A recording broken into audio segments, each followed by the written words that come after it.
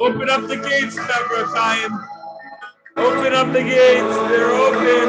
Kira is stealing Torah in class with no sound. And the person behind him.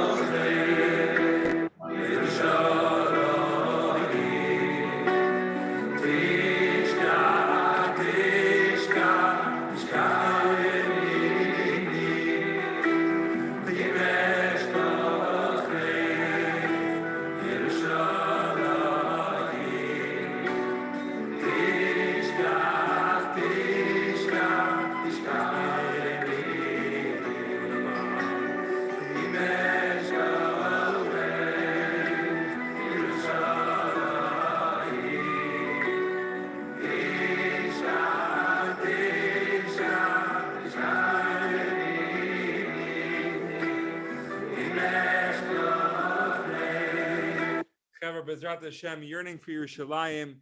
Avi Kierakowski is stealing Torah with no sound.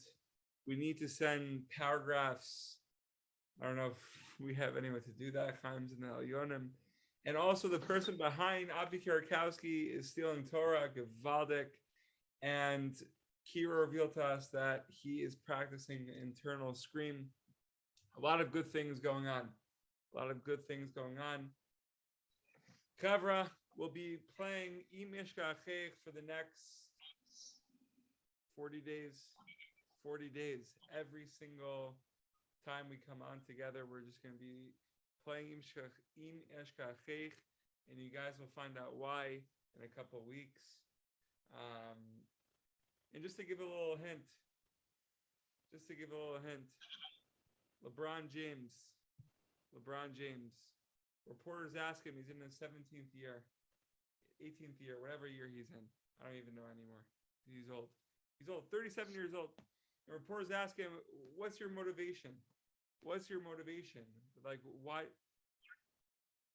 Halacha l'maisa. We have to say the halacha l'maisa.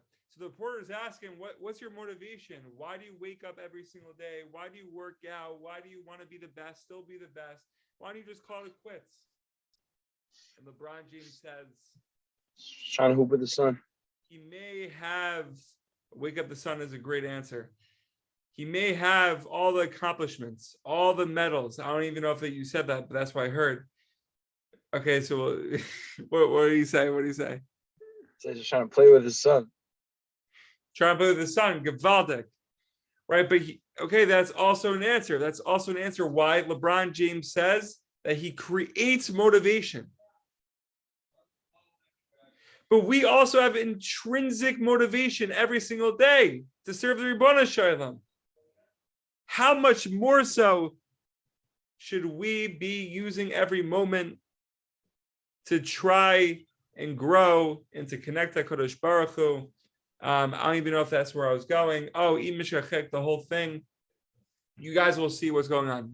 So we have to create motivation. We have to create desire, and we'll see what that really means in 2 weeks. I don't know why I gave the LeBron James example. I'm sorry, Chevra. Tefillah b'Shem Klal Yisrael. For Pesach, Reuven ben Yosef Asara, Bracha Basi, Hudis, Miriam Lidus Chanu, Chaved, Yonah Bas Basa, Shir Bas Basa, Sign of Reuven ben Money, and every Neshama in Klal Yisrael. Ribono Shel Olam, oh God, you're full of favor, tender mercy, kindness, and goodness at all times. May it be your will to have pity on me, on us, and shine upon us with grace and kindness. Grant us favor in your eyes and in the eyes of all who see us.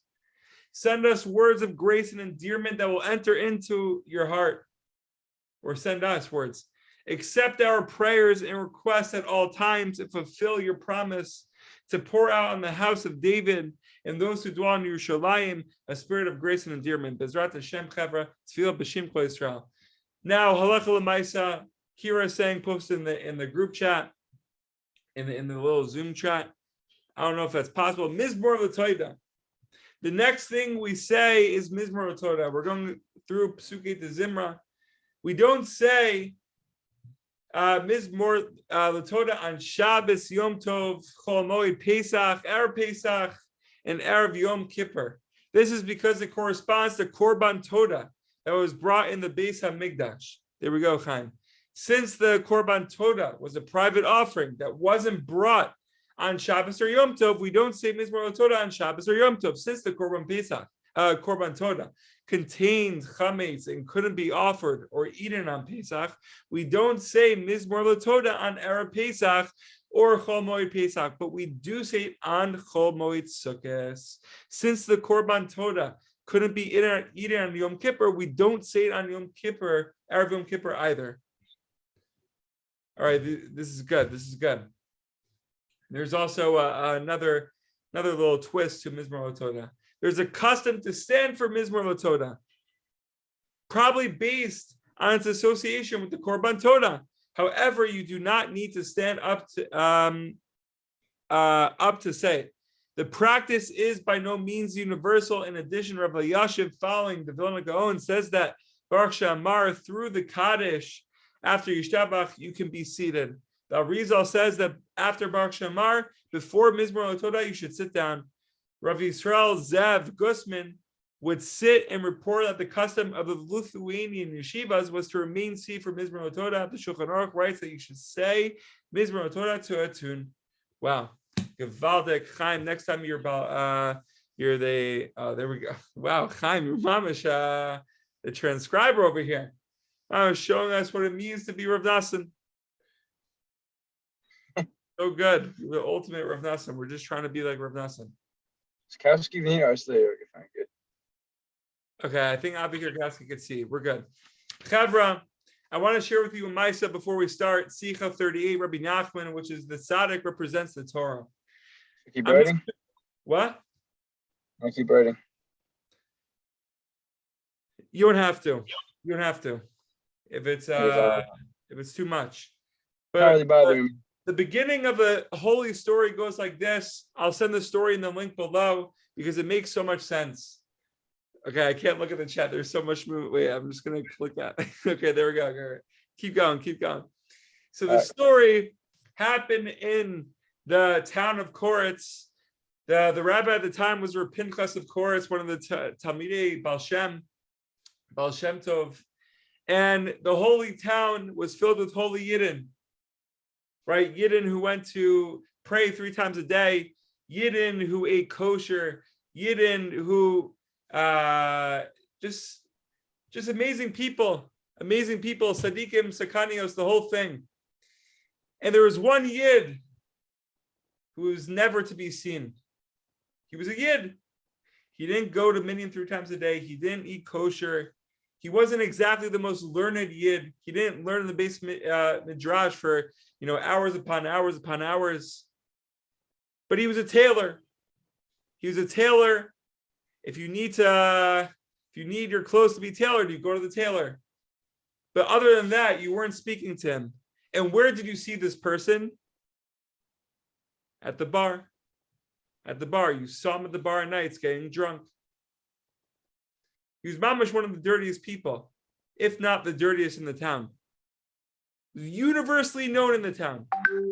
Then one day, Chevra. I feel like we should just sing "You Never Know" because you really don't know, and we never know. One day, this tailor passed away, and everyone went to the Rabbi, Rav Pinchas of Koretz. The drunken tailor passed away. Rabbi passed away, and they were expecting the Rabbi to be like, yeah, who is that? Like, I don't know who he is. Like, I never see him show up in the Beit Midrash. I never, see him around. Mamash, he's always in the shop, or I don't even know about him. But the Rebbe had the craziest reaction in the world. He was taken back. And none of the Chevra was planning on going to his funeral. None of the Chevra. There's going to be 0 people at his funeral. And the Rebbe said, I'm going to the funeral. Mamash, like, he got out of his chair, his face was pale, and got up right away. And the whole city, the whole town, followed the Rebbe to the funeral. And they later found out that this tailor was one of the holiest people and one of the 36 Lamav Tzaddikim, and him and Rav Pinchas Koretz had a crazy story together, a crazy kesher, and that you'll listen to the rest of the story because we're taking too much time here. But anyways, we never know. We never know. And I'm going to read to you a pasuk from Tehillim that starts off the Sichot. It is written, they have set their mouth against heaven, and their tongue walks about the earth. This is the deepest pasuk. We have to think about it. We have to break it down into two. Rabbi Nachman opens up with that pasuk in Sichot 38 and continues. Now that atheism has spread to the world, the cord is untied, which is a pasuk that's found in the Zohar and Vayikra Rabbah, for the people to speak against every tzaddik and God-fearing person. Now, I don't know what the cord is untied really means. Maybe you guys do. But It's the umbilical cord, bro. Between us and Shemayim. So Chaim knows. Baruch Hashem. Baruch Hashem. Baruch Hashem, Chaim knows. Gevaldik. For the I don't know. For the people to speak against every tzaddik and God-fearing person. Those who do this unleash their tongue against the world as if they think nothing of it at all. Actually, their unbelief is directed against Hashem himself. Now we have to revert back to the pasuk. The pasuk starts off, they have set their mouth against heaven, which means the Ribbon Shalom. But they are ashamed to speak against Hashem, so they turn their unbelief against people. Because they can't be honest with the Ribbon Shalom, right? They intend to set their mouths to the heavens, to Hashem. They end up unleashing what's inside to the people, to the tzaddikim. This is the meaning of the verse. They have set their mouth against heaven, right? This is the verse that we open up with. For they are actually speaking against Hashem, but they act as if their tongue walks about the earth, right? Really, they're letting what's inside out on the ground to the people. Since they are ashamed to speak out against Hashem himself, their tongue walks about the earth. They unleash their tongue against Hashem's followers in the world. But the truth is that they have set their mouth against heaven. Now we have to know, we have to bring Purim into our days. Every single day we learn to be on Derkecha. Everybody knows. Rav Ishmael speaks about how on Purim, there's no coverings whatsoever. Right? It's a time where Hashem fully reveals his light. Right? We have to be the kli to absorb it, to contain it, right? To receive it. Right? I love it. I love the chat, Chaim. I love the chat. I don't know how this is happening. Maybe it's like on record. It's like, I don't know. Crazy. You're unbelievable. You're unbelievable. Right? So Ishmael says, there is no reality besides Hashem. So what does that mean? What does that mean? Let's focus on people for a second. There are some people that may make you feel bad about yourself. You may see people doing wrong, right? You may come across the drunken Tailor.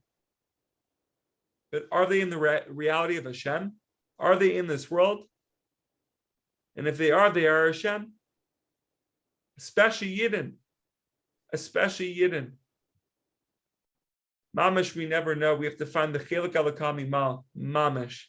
And the scariest part about this Torah is that if we chus v'shalom, if a person chus v'shalom has disbelief in Hashem and instead uses it in revenge to avenge through the tzaddikim, through the people, that person could be lamav tzaddik.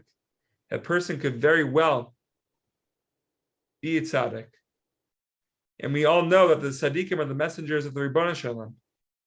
So really, we are attacking the Ribbon Shalom through the tzaddikim.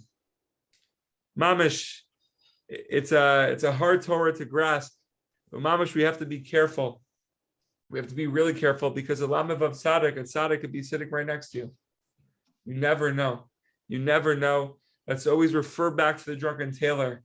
Mamash, what might seem like the dirtiest yid in the world, could really be the most precious. It could be holding up the world. By speaking against that person directly, by having bad thoughts that may lead to other bad actions, even if it's not against that person directly. But if someone's speaking kfirah, then we gotta fight him. What? If someone's speaking kfirah, then we gotta fight him.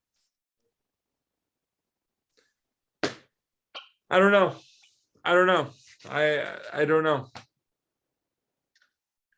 Maybe we should.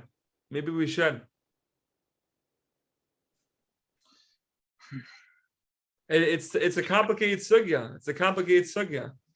Yeah. Right. It's a very complicated sicha.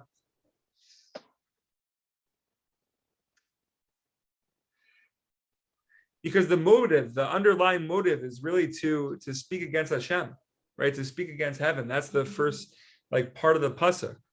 Right, but instead we're using our tongues, we're moving our tongues onto the ground.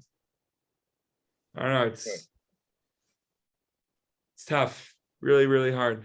Bezrat Hashem, loving Torah, loving people. We should switch it to loving people.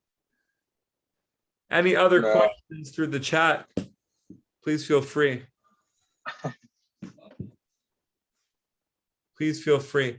Also, Chevra, yearning for redemption is big. We're getting Rav Eli Weinstein, Bezrat Hashem, very soon for yearning for redemption. Yes, we are, Chaim. Really?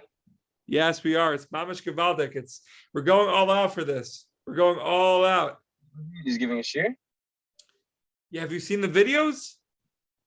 No. Reb, I'm sending a whole thing attached to this video right after because we already have 8 videos out. You have to go through the playlist. It's on the YouTube channel, on our YouTube channel. Okay, fine. Reb, it's short clips from all the tzaddikim. I'll look. We're just trying to be cleas. Mamash, you're helping us prepare for redemption, for Pesach. Cleansed, buddy. Chevra, be well, be healthy, happy, and successful. Chaim, I'll see you soon, Bezrat Hashem, next week. And be well. Mishmar.